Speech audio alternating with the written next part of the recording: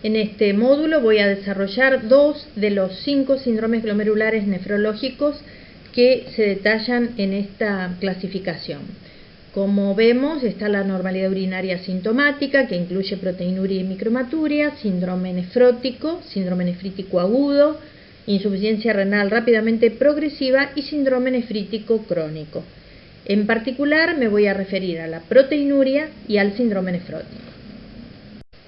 La proteinuria la definimos como la presencia de la misma en un valor mayor a 150 miligramos día, es decir, el gol estándar hasta el momento siempre fue el control en la orina de 24 horas, pero progresivamente el índice proteína-creatinina ha sido incorporado por las guías clínicas, KDIGO, KDOQI, y hoy sabemos que existe una correlación aceptable con el método de orina de 24 horas y esto nos permite no solo evitar la recolección de orina de 24 horas, sino que además tiene una relevancia diagnóstica por la aceptable correlación con la medición en orina de 24 horas. La proteinuria es un signo, no una enfermedad, por lo tanto la presencia de la misma nos implica la búsqueda de cuál es el motivo por el cual el paciente presenta proteinuria.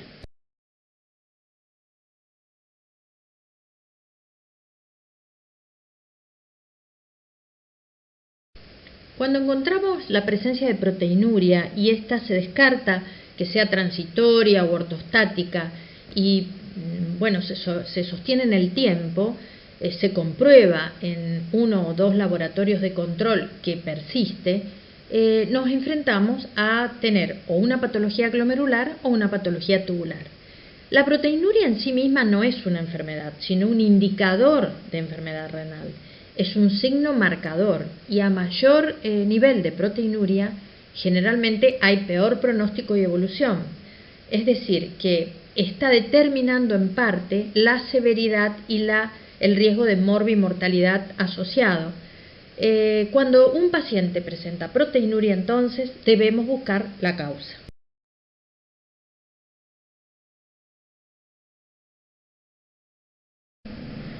Previamente a clasificar la proteinuria según el lugar de origen, vamos a mencionar la proteinuria funcional, que es transitoria y se asocia a alteraciones hemodinámicas. Puede estar generada por fiebre en procesos infecciosos, ejercicio intenso, una insuficiencia cardíaca descompensada, convulsiones y también dentro de este grupo está la proteinuria ortostática o postural, donde el ejemplo más común y frecuente es el de la mujer embarazada, en la cual se tolera por estas alteraciones hemodinámicas congestivas que ocurren a partir de esta lordosis forzada que de alguna manera puede generar alguna modificación en la hemodinamia renal, proteinurias duplicadas al valor normal, es decir, hasta 300 miligramos día. Si la proteinuria se prolonga en el tiempo y es permanente, tenemos que buscar el lugar de origen y el mecanismo que la genera. A partir de esto podemos clasificarla en tubular o glomerular según el área de la nefrona donde se genere.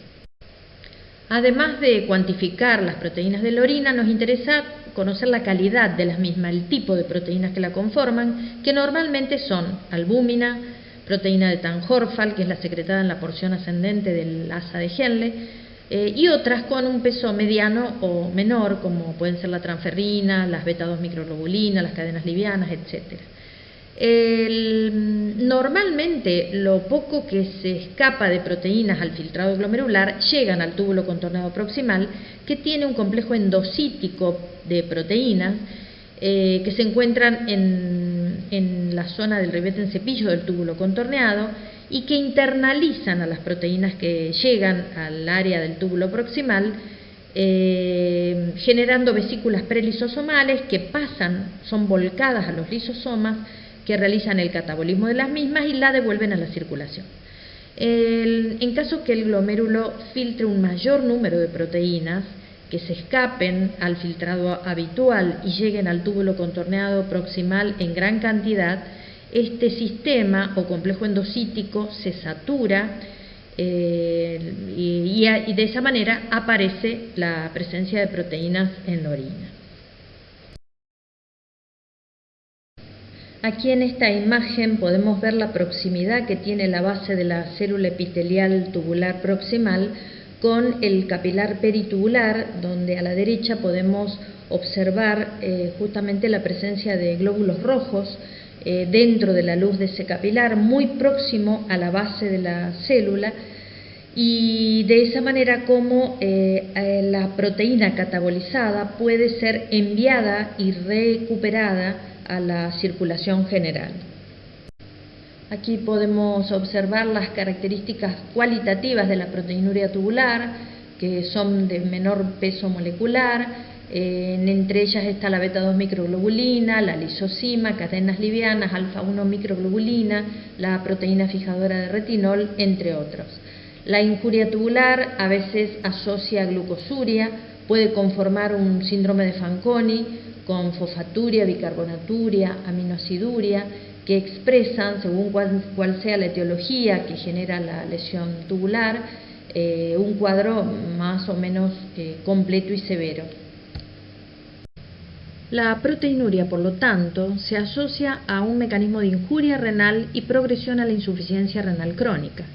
La pérdida de las mismas por orina provoca una mayor reabsorción tubular proximal en el intento de retenerlas, pero genera acúmulo de las mismas en la célula, ruptura lisosomal.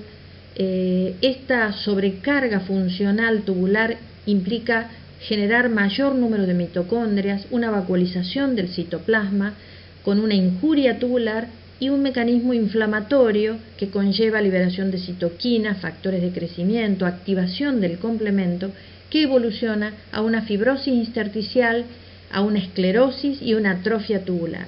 Por eso, cuando en las biopsias renales encontramos compromiso túbulo intersticial, sabemos que es un marcador pronóstico de mala evolución.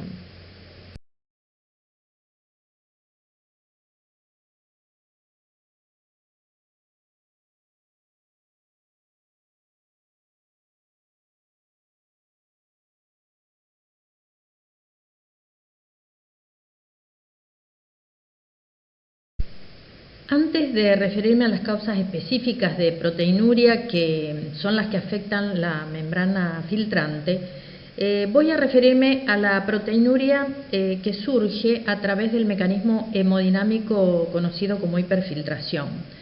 Fue a fines de la década del 70 cuando Barry Brenner describe lo que modificaría para siempre el concepto de cómo influencia la hemodinamia glomerular en la génesis de las proteínas y en la evolución de la enfermedad renal crónica, la insuficiencia renal crónica. En situaciones donde hay pérdida de masa nefronal, se genera una respuesta hemodinámica con vasodilatación preglomerular que genera un aumento del flujo plasmático renal y un aumento de la presión intracapilar glomerular, fenómeno llamado hiperfiltración. Esto genera un aumento de la fracción de filtración y aparece en ese contexto la proteinuria, que es generada por un mecanismo hemodinámico y que se perpetúa en el tiempo generando consecuencias morfológicas, estructurales en el glomérulo y además funcionales. Antes de comenzar con cambios mínimos, me voy a referir a los mecanismos de proteinuria glomerular. El primero ocurre por una alteración primaria de la membrana filtrante que pierde su capacidad de retener proteínas, por alteraciones en su carga negativa o cualquier otra situación en la cual pierde la permeoselectividad a las proteínas, lo cual puede relacionarse con linfoquinas anómalas, como en el cambio mínimo, o factores solubles circulantes de permeabilidad aumentada, como en algunas glomérulos esclerosis focal y segmentaria. El segundo mecanismo es por una alteración estructural de la pared capilar, asociada a lesiones glomerulares proliferativas, generalmente inmunes o infecciosas, o a lesiones glomerulares inmunes no inflamatorias, como en la glomerulopatía membranosa. El tercero es un mecanismo de tipo hemodinámico, llamado hiperfiltración, en el cual aumenta la presión intracapilar glomerular con pérdida de proteínas, generado en situaciones de enfermedad renal crónica donde hay una disminución de la masa nefronal que es la base fisiopatogénica de la evolución a la insuficiencia renal crónica.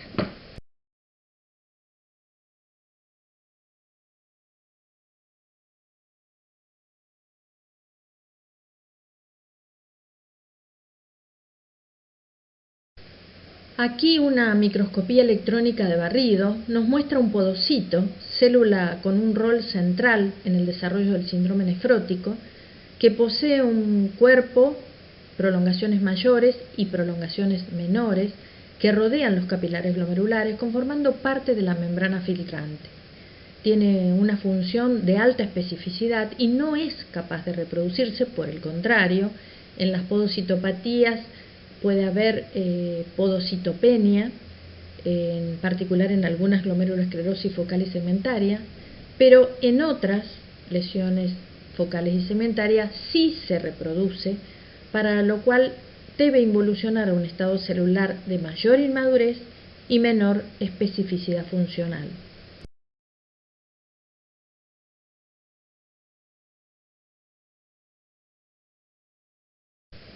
Pasamos a desarrollar ahora enfermedad glomerular por cambios mínimos. La definimos como una lesión glomerular no proliferativa, sin cambios a la microscopía óptica, tal cual vemos en esta imagen. Las paredes capilares son delgadas, gráciles, no hay celularidad aumentada, la inmunofluorescencia es negativa y en la electrónica encontramos una fusión pedicilar. Justifican el 80-85% de los síndromes nefróticos en los niños y en general son corticoides sensibles y tienen una buena evolución clínica. El mecanismo por el cual ocurre el cambio mínimo es desconocido, pero sabemos que existe una disregulación inmune que compromete a los linfocitos T, con producción de una linfoquina anómala que aumentaría la permeabilidad selectiva de la membrana capilar glomerular a través de una disregulación podocitaria. Esto está mediado entonces por una inmunidad de tipo celular que constituye el síndrome nefrótico primario idiopático. Existen cambios mínimos secundarios que están relacionados, que me parece interesante mencionar. Está relacionado a enfermedades hematológicas como el Hodgkin, a estímulos inmunes, a vacunas, a picaduras de insectos, toxinas, drogas, en particular antiinflamatorios y litio, por ejemplo, pero nosotros nos vamos a referir al cambio mínimo primario.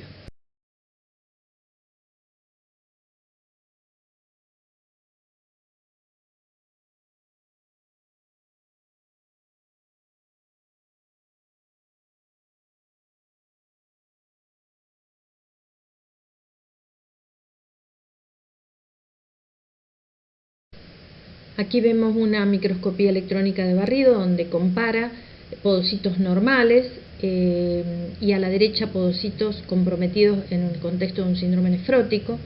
Vemos que el cuerpo podocitario parece aplastarse sobre el capilar glomerular, pierde las prolongaciones y se fusionan. Las prolongaciones pierden su estructura normal y en realidad esto se justifica ultraestructuralmente porque los podocitos presentan un compromiso en el citoesqueleto de actina que lo constituye, que son algo así como un esqueleto de fibrillas que se pierden normalmente en el síndrome nefrótico. Lo interesante es que estos pacientes, en forma inmediata a la respuesta y cuando son corticoides sensibles, luego del tratamiento, esta polimerización del esqueleto de actina vuelve a la normalidad en pocos días. Así que en realidad este cambio estructural es absolutamente transitorio.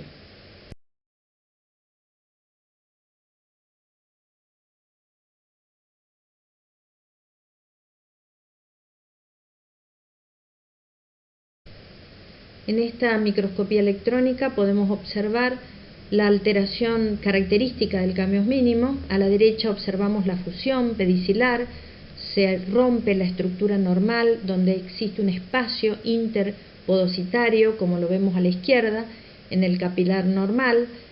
A la derecha esto se pierde, justificando la proteinuria del paciente. En el cambios mínimo, la manifestación clínica es un síndrome nefrótico de súbito comienzo. No es un cuadro que progrese, sino por el contrario, en pocos días aparece un cuadro de rápida instauración con una proteinuria masiva. En adultos es mayor a 3,5 gramos día por metro cuadrado de superficie corporal. Presentan hipoalbuminemia y edemas. Es un edema blando con Godet positivo. A esto se agrega hiperlipemia y tendencia a la hipercoagulabilidad. Se caracteriza por ser corticoide sensible y en general presenta una buena evolución. Existe un porcentaje de pacientes con síndrome nefrótico corticoide resistente y es importante identificarlos y definirlos, ya que presentan un pronóstico diferente y exigen como conducta diagnóstica realizar una biopsia renal. En niños, la definición de corticoide resistencia es diferente al adulto. Los niños menores de 13 años son tratados por los nefropediatras sin biopsia renal previa y si no responden a los corticoides, definen su resistencia con un esquema de prednisona a 60 miligramos metro cuadrado día por 4 semanas y un pulso posterior de metilprednisolona de 3 días consecutivos. Si no hay respuesta, se define la corticoide resistencia y se realiza allí una biopsia renal. En los adultos, la biopsia renal es previa al tratamiento. Todo adulto con síndrome nefrótico, aunque se sospeche cambios mínimos, debe ser biopsiado. Y se define posterior la corticoide resistencia con ante la falta de respuesta terapéutica, haciendo un esquema de prednisona de 1 miligramo kilo por un lapso de 4 meses. En el caso que nos encontremos con un síndrome nefrótico corticoide resistente, tenemos que sospechar y buscar la causa genética. No necesariamente deben ser niños para pensar en causa genética. A veces esto se puede manifestar tardíamente, por encima de los 30 años incluso, 30, 35 años, y tenemos como objetivo a través de esto evitar tratamientos inmunosupresores que van a ser ineficientes, tóxicos, que lo van a comprometer al paciente y que no van a generar respuesta favorable. En este cuadro vemos la posible causa genética en el síndrome nefrótico según el grupo etario. Entre 0 y 3 meses el 100% es genético. Eso es interesante, ya que en todo niño recién nacido, antes de los 3 meses, tenemos que saber que la causa genética es dominante. Entre los 4 meses y el año, el 57% puede ser genético. A partir del año, a los 5, un 25%, y luego se mantiene en valores semejantes hasta que, siendo mayor de 18 años, baja a un porcentaje de 14%.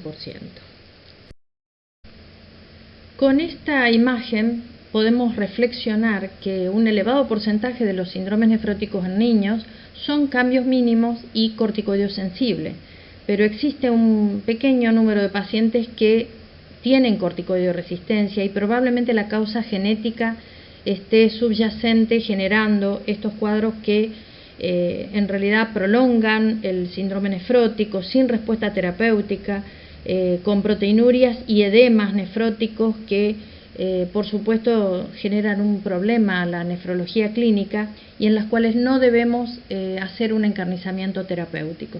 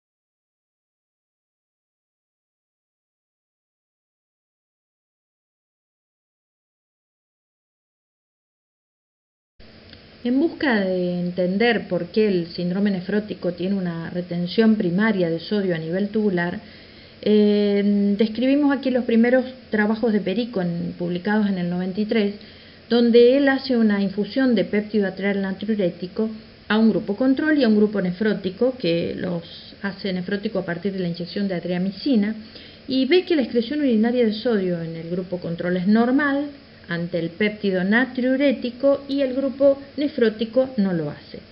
Posteriormente justifica esto, y es lo que siempre establecimos, que la retención primaria de sodio era por este mecanismo, a partir de que existía una fosfodiesterasa que inhibía al AMP cíclico y de esa manera el péptido natriurético no actuaba, generando una resistencia natriurética en el paciente nefrótico.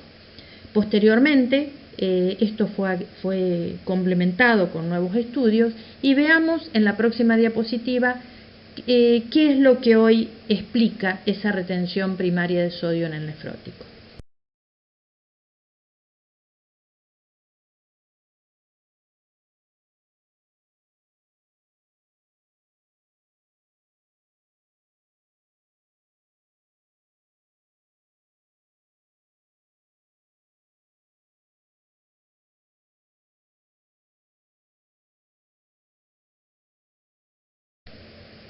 Hoy sabemos que el paciente con síndrome nefrótico tiene una retención primaria de sodio, pero la explicación la justificamos a partir de que la pérdida de plasminógeno, el cual en la luz del túbulo se transforma en plasmina por una uroquinasa, esa plasmina activa al canal epitelial de sodio del túbulo colector, el cual se transforma de inactivo en activo, generando su apertura y un mayor ingreso de sodio y una mayor reabsorción de sodio a nivel del túbulo colector, y de esa manera justificaría esa retención de sodio primaria a nivel renal, independiente de los valores de albúmina en sangre.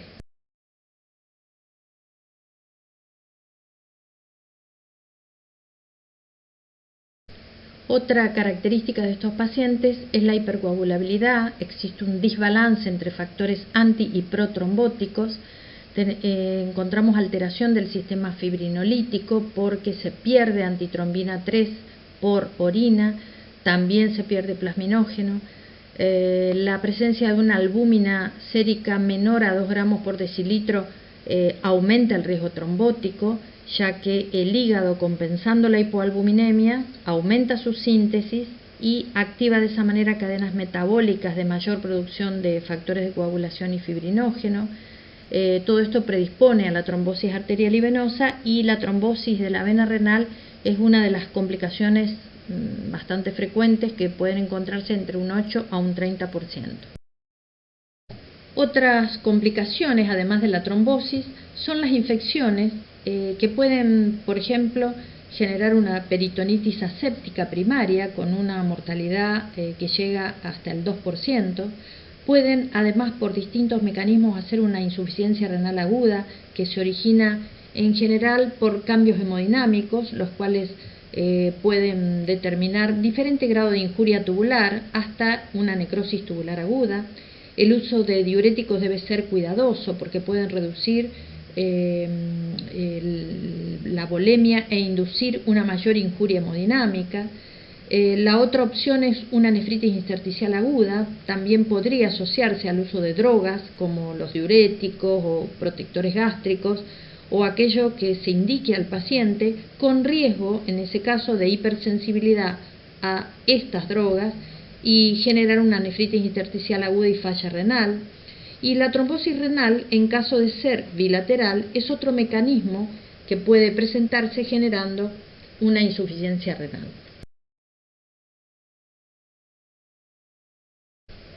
El diagnóstico de cambios mínimos ante un paciente con síndrome nefrótico es diferente si es un niño que si es un adulto. En un niño es eminentemente clínica y bioquímica, no es necesaria una biopsia renal.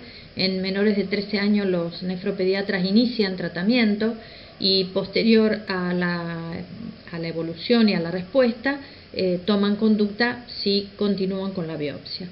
En los pacientes adultos con síndrome nefrótico, aunque exista sospecha de un cambio mínimo, la biopsia renal es una indicación obligada. Pero, ¿qué vamos a buscar y a evaluar en la investigación bioquímica? Vamos a ver la presencia de proteínas en orina. Lo podemos hacer a través de la proteinuria en orina de 24 horas o con un índice proteína creatinina urinaria en una orina aislada. El proteinograma por electroforesis tiene un perfil característico que presenta hipoalbuminemia, hiperalfa 2 y gamma globulinas disminuidas. El sedimento urinario en general es blando, inactivo, sin cilindros hemáticos. Solamente podemos encontrar cilindros grasos o cilindros granulosos si el paciente está algo oligúrico. El laboratorio inmunológico es mandatorio, lo tenemos que buscar y descartar causas secundarias. También la serología viral, virus B, virus C, HIV, parvovirus, citomegalovirus o cualquier otro cuadro infeccioso que se pueda relacionar con el síndrome nefrótico. El screening tumoral es mandatorio, en particular en un adulto. Tenemos que buscar enfermedades hematológicas o Hodgkin que se pueden relacionar al cambio mínimo, son posibles asociaciones, y además completar con cualquier estudio de imágenes que se considere necesario para descartar una causa etiológica secundaria.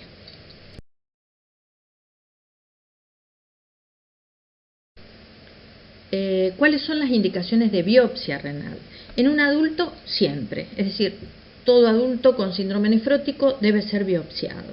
En un niño, cuando el síndrome nefrótico es no puro, cuando tiene antecedentes familiares, cuando tiene una respuesta terapéutica inadecuada, ya sea corticoideo resistente, dependiente o un recaedor frecuente, y cuando hay una duda diagnóstica, por ejemplo, se agrega una hipocomplementemia.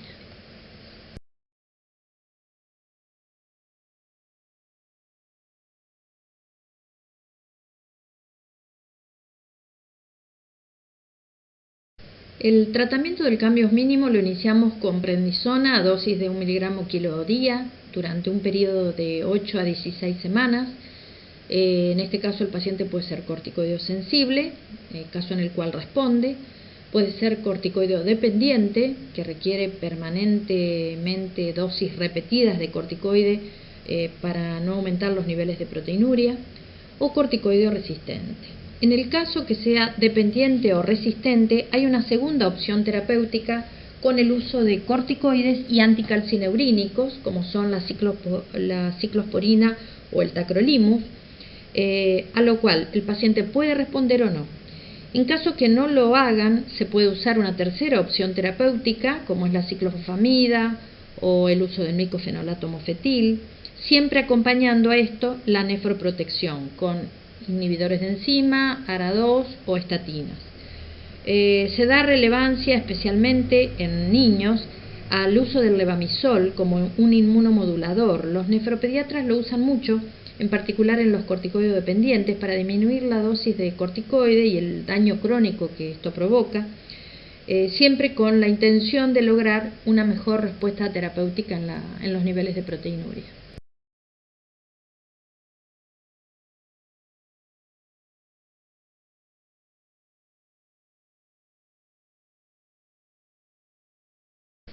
Aquí podemos ver el tiempo de respuesta a corticoides. En los que son corticoides sensibles generalmente se logra rápidamente.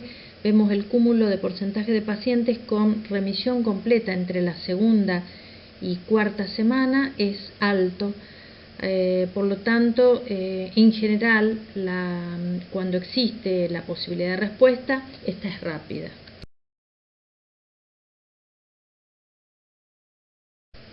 Aquí vemos la lista de drogas en los pacientes que requieren otra opción terapéutica porque no responden o dependen del corticoide, como son la ciclofosfamida, el levamisol, la ciclosporina, el micofenolato y en algunas ocasiones hasta el rituximab, el cual se deja como una droga de rescate. Es parte de nuestra fisiología que después de los 40 años perdamos 1 mililitro minuto año del filtrado glomerular, y esto es normal. En los pacientes con proteinuria sostenida en el tiempo, este descenso, esta declinación del filtrado es mayor.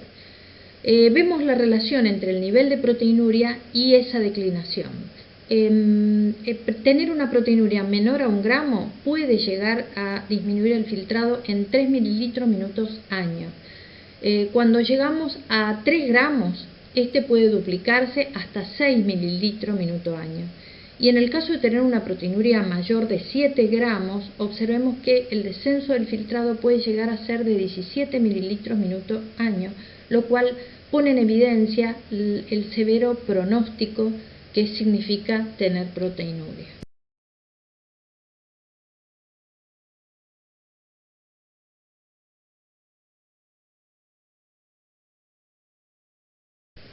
Por lo tanto, en todo paciente corticoideo resistente o con persistencia del cuadro nefrótico, el pronóstico es malo.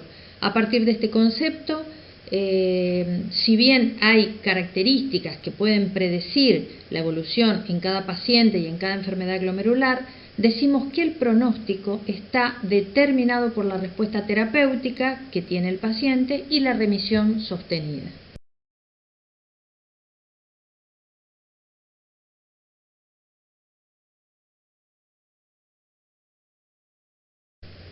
En esta placa vemos el trabajo de Ponticelli, que pone en evidencia el porcentaje de sobrevida renal en pacientes con síndrome nefrótico que son respondedores o no respondedores. Y a los 50 meses vemos cómo la curva se diferencia en los que responden en una meseta en cuanto a la sobrevida, en casi en un 95% de los mismos, a diferencia de los que no lo hacen.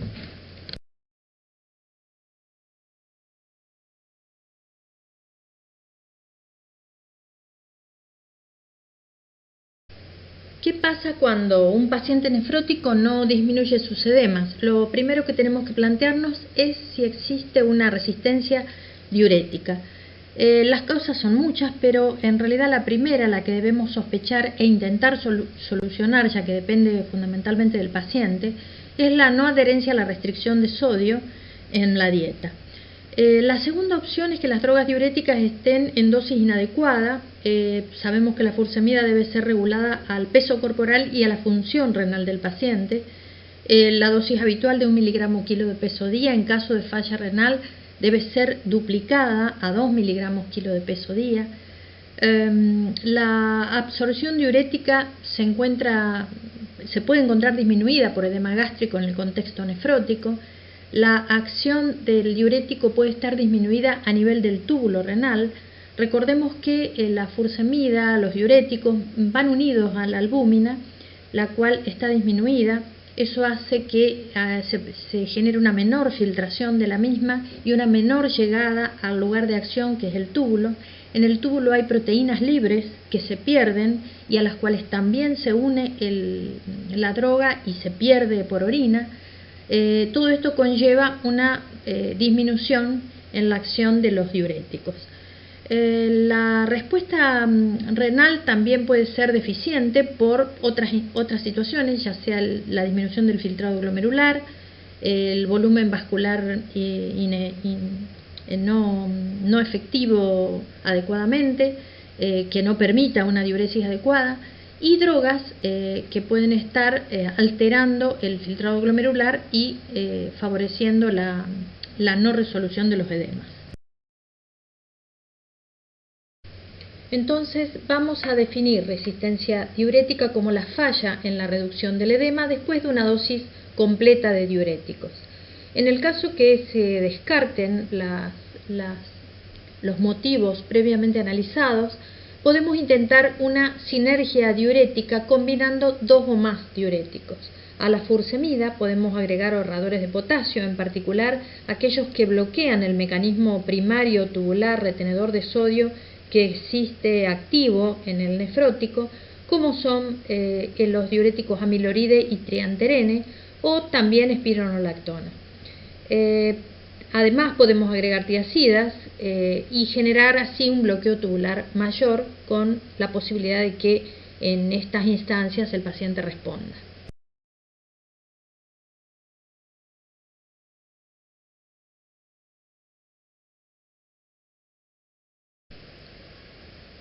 La glomerulopatía membranosa primaria es el paradigma del síndrome nefrótico en un paciente adulto de edad media. Es una glomerulopatía no proliferativa que desde el año 2009 se considera de tipo autoinmune cuando se la asocia al receptor de fosfolipasa A2, antígeno expresado en la pared capilar glomerular, que genera o que provoca la presencia del anticuerpo anti-PLA2 presente en más del 70% de los casos, y el cual no es el único, ya que existen otros menos frecuentes como el generado por el trombospondin dominio 7. Hay que tener en cuenta que cuando nosotros definimos una glomerulopatía membranosa primaria, existe hasta en un 25% de los casos un cuadro que aún no hemos podido encontrar, pero que la transformará posteriormente en membranosa secundaria. Es decir, que antes de definir a la membranosa como primaria, tenemos que ser exhaustivos en la búsqueda de posibles causas, como son tumorales, inmunes, infecciosas, drogas, etc. Aquí vemos una microscopía óptica con tinción de tricrómica. Vemos dos luces capilares donde están depositados los inmunocomplejos, esos depósitos fucsinófilos en un color rosado intenso. Están inmersos dentro de la pared capilar, específicamente en el área de la membrana basal, y por supuesto justifican esa rigidez, ese engrosamiento de los capilares y la aparición posterior de proteinuria. Esto es una microscopía óptica también con tinción de Paz, es una tinción específica para las membranas, por eso vemos que se tiñan muy bien las membranas de los capilares y de la cápsula de Bowman incluso. Todas las membranas basales se refuerzan.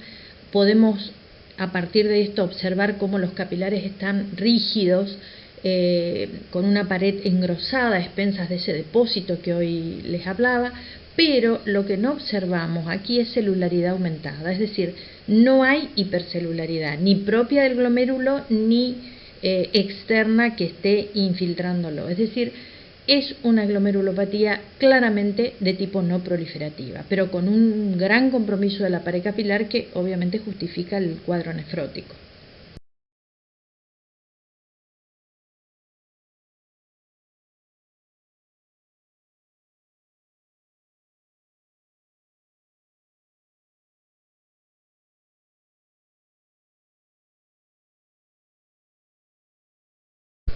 La manifestación clínica de la glomerulopatía membranosa es con un síndrome nefrótico en un 80% de los casos, y en el otro 20% los pacientes presentan una proteinuria no nefrótica, pero un 60% de estos va a evolucionar en algún momento de su curso a un síndrome nefrótico.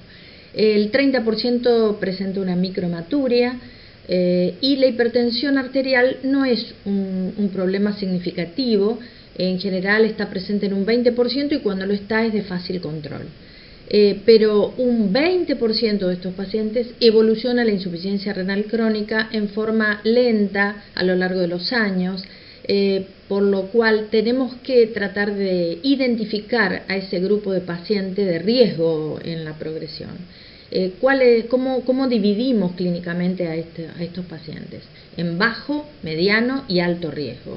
Los de bajo riesgo, con posibilidad de evolucionar a una enfermedad renal crónica terminal en un 5%, son aquellos que tienen proteinuria menor a 4 gramos día y función renal normal.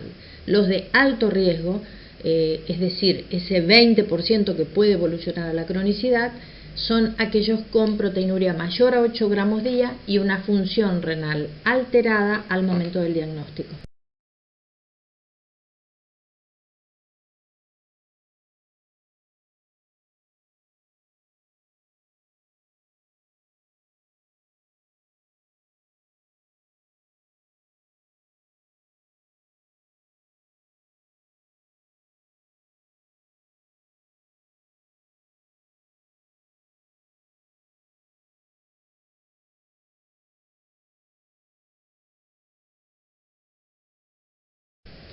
En la glomerulopatía membranosa con síndrome nefrótico, la complicación más frecuente es la trombosis venosa, en particular la trombosis venosa renal. Y el riesgo relativo es mayor en aquellos pacientes con albúminas menores de 2 gramos por decilitro. Por eso es que justamente este nivel es un corte para decidir la anticoagulación del paciente. En estos trabajos que vemos allí, diferentes autores comparan el desarrollo de trombosis venosa renal en pacientes con síndrome nefrótico por otras causas con la glomerulopatía membranosa, y en todos observamos que es mayor la presencia de trombosis en la membranosa. Dentro del tratamiento de la enfermedad glomerular, la nefroprotección es la columna vertebral sobre la cual podemos apoyarnos como una única indicación, en particular cuando la clínica del paciente lo permite, o como base de cualquier elección inmunosupresora, o como terapia de sostén en pacientes ya sin otra posibilidad terapéutica por su avanzada evolución. Dentro de la nefroprotección, por supuesto, el control de la presión arterial en valores menores a 120-80 milímetros de mercurio, el uso de un buen bloqueo del sistema renina-angiotensina, del eje renina-angiotensina con IECA y ARA2, o antialdosterónicos si es necesario. Dieta hipoproteica, lo ideal es para disminuir el filtrado glomerular, es decir, para disminuir el mecanismo de hiperfiltración. Lo ideal es valores en 0,6 a 0,8 gramos kilo de peso día. Por supuesto 0,6 es bastante insostenible, pero bueno, 0,8 es un promedio aceptado. Y si el paciente tuviera una proteinuria día mayor a 3 gramos, por cada gramo que supere ese 3 gramos día, debe agregarse 1 gramo de proteínas a la dieta. Debe ser hiposódica, las estatinas no solo para el control lipídico, sino como también por su efecto pleiotrópico con disminución de la proliferación y de la esclerosis que genera como nefroprotector. Por supuesto la prohibición del tabaco y mantener un peso corporal adecuado.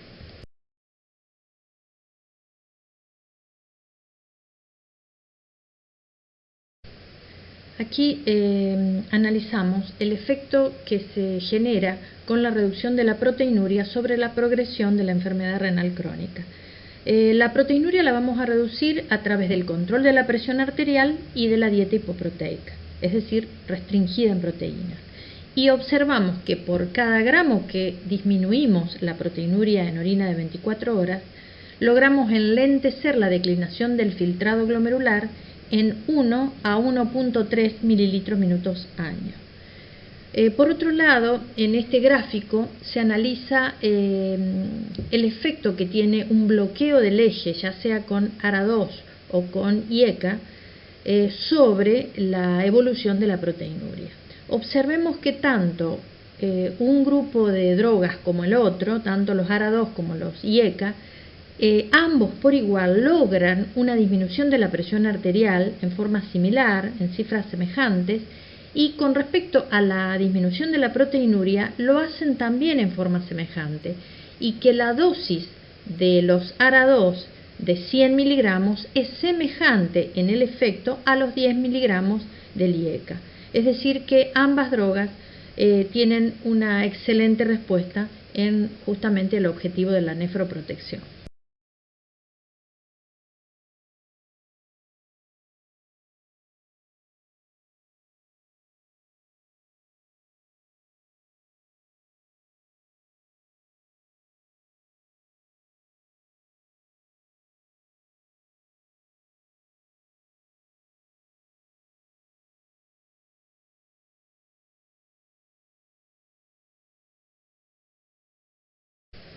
Aquí muestro una publicación del año 2010 de Manuel Praga sobre un trabajo realizado en 328 pacientes con membranosa primaria, con síndrome nefrótico, y muestra la remisión espontánea que ocurre en 104 de ellos, que son un 32%, y por supuesto esto avala que cuando tenemos un paciente con características clínicas que no ponen en riesgo la progresión ni la posibilidad de complicaciones, en particular las trombóticas, es decir, que tenemos una proteinuria moderada, con una albúmina no menor a 2 gramos por decilitro, con un síndrome nefrótico con buen manejo del edema y con una función renal estable, podemos esperar para iniciar el tratamiento inmunosupresor un lapso de por lo menos 6 meses y evaluar en este periodo la evolución, ya que un 30% de los casos puede tener remisión espontánea.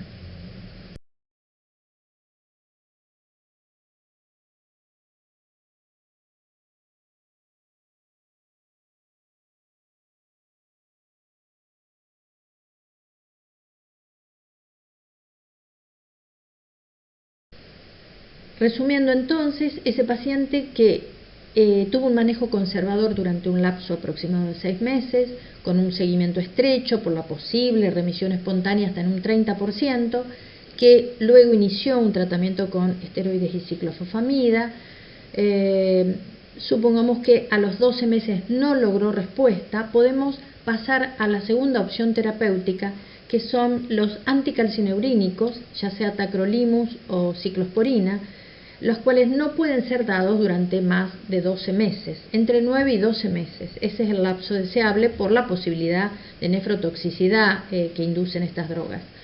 Y brindan un importante beneficio inicial en la terapéutica, ya que se logra importantes tasas de remisión, pero la dificultad con ellas es la recaída, la cual ocurre entre un 50 y un 55% posterior a la disminución de la droga.